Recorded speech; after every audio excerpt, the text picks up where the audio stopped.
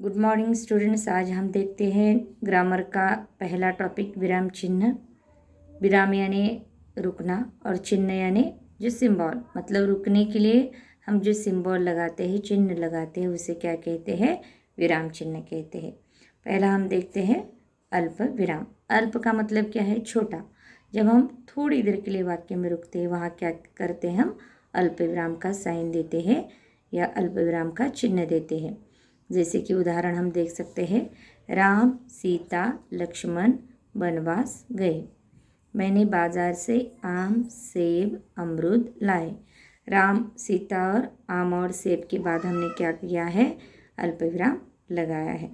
दूसरा है यहाँ पर अर्ध विराम, जहाँ अल्प विराम की अपेक्षा हम क्या करते हैं? थोड़ी देर ज़्यादा रुक जाते हैं। जैसे सूर्यास्त हो गया, ललिमा का स्थान कलिमा ने ले लिया। सूर्योदय हो गया, चिड़िया चहकने लगी और कमल खिलने लगे। मतलब यहाँ हम उस शब्दों के अपेक्षा यहाँ ज़्यादा रुक जाते हैं, जहाँ जिस कारण यहाँ अर्धविराम दिया जाता है। नंबर 3 है पूर्ण विराम, जो वाक्य पूर्ण होने पर दिया जाता है। अंग्रेजी और मराठी में एक बिंदी के रूप में दिया जाता है, लेकिन हिंदी में एक दंड के रूप में, एक पाई के रूप में दिया जाता है। राम घर जाता है, बच्चे खेलते हैं। प्रश्न चिन्ह, प्रश्न चिन्ह में जहाँ प्रश्न का बोध होता है वहाँ प्रश्न चिन्ह दिया जाता है। जैसे राम कहाँ जाता है, बच्चे क्यों रो रहे हैं। मतलब जहाँ ये प्रश्न खत्म होता है वहाँ ये चिन्ह लगाया जाता है। उपविराम, उपविराम यानी किसी कथन को अगर हमें अलग दिखाना है तो वहाँ उपविराम दिया जाता है, जो 2 बिंदियाँ एक साथ है। देख लीजिएगा, विज्ञान वरदान या अभिशाप।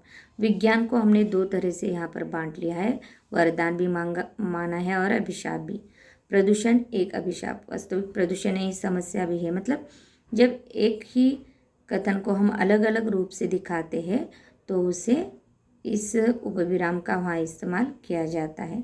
विस्मय अधिक बोधक चिन्ह, जहाँ आप ज़्यादातर इसका अध्ययन विस्मय या अधिबोधक अव्यय में करते हैं या फिर विस्मयार्थक वाक्य में करते हैं, वाक्य के प्रकार में।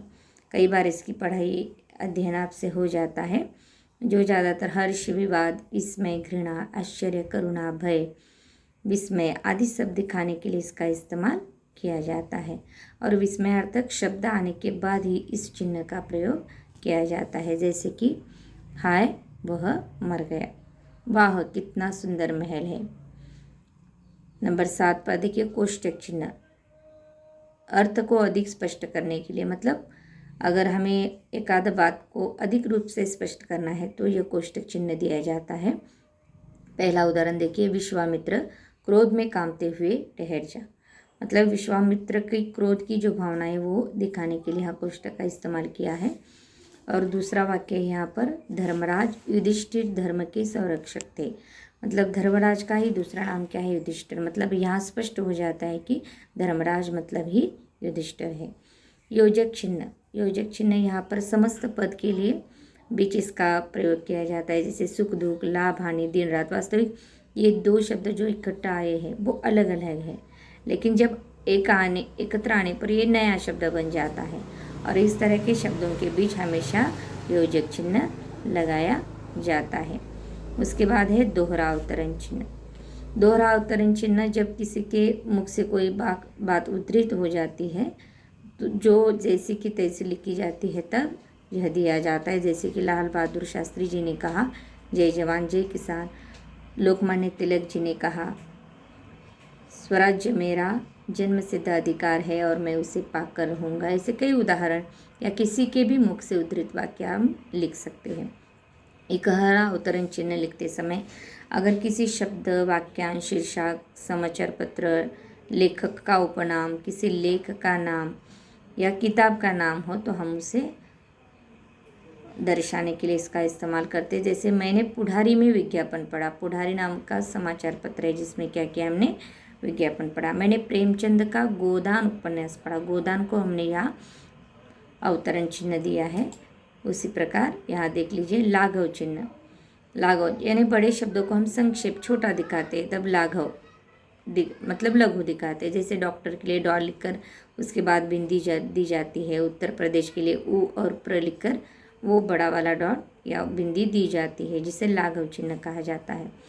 पदलोप चिन्ह, जब कुछ अंश वाक्य का छोड़ दिया जाता है तो वहाँ पदलोप, मतलब हमें ये समझना चाहिए कि वहाँ का कुछ हिस्सा रह गया है। मैं सामान उठा दूंगा पर, मैं अवश्य घर चलूँगा पर तुम्हारे साथ। मतलब इस तरह के वाक्यों में कई बार आप पढ़ते समय देख सकते हैं कि किताबों में आपको ये पदलोप चिन्ह मिलेगा। आखिरी है विस्मरण या त्रुटि पूरक चिन्ह। जब हम कोई बात लिखने के लिए भूल जाते हैं तो हम क्या करते हैं, इस चिन्ह का इस्तेमाल करते हैं।